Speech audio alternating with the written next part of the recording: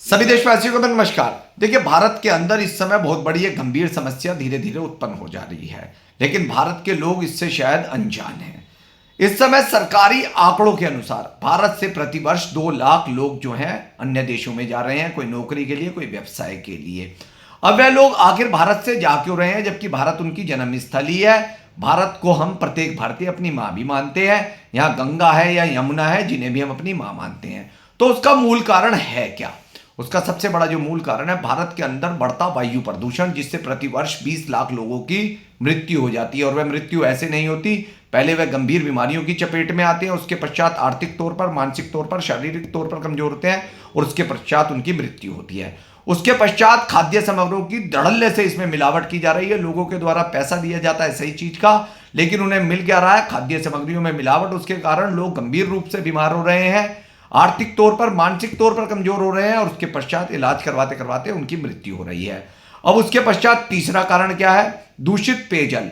जिन गंगा और यमुना को हम अपनी मां मानते हैं, उसके अंदर बड़ी बड़ी इंडस्ट्रियां जो अपना गंदा पानी छोड़ रही हैं और उस पेयजल को पीने के कारण लोग गंभीर बीमारियों की चपेट में आ रहे हैं। उसके पश्चात गंभीर बीमारियों की चपेट में आने के बाद आर्थिक तौर पर, मानसिक तौर पर, शारीरिक तौर पर कमजोर हो रहे हैं और उनकी समय से पहले मृत्यु हो रही है। अब ये तीनों जो छोटी समस्या गंभीर समस्या बन चुकी हैं, और जो जब गंभीर समस्या बन चुकी हैं, क्या सरकारों के द्वारा इनका निस्तारण किया गया? तो नहीं किया गया।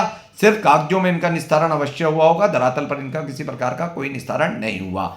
उसके पश्चात भारत के अंदर बढ़ती सांप्रदायिक दंगे, छोटी छोटी बातों पर सांप्रदायिक दंगे हो जाते हैं भारत के अंदर, जो पढ़े लिखे लोगों को अच्छा नहीं लगता।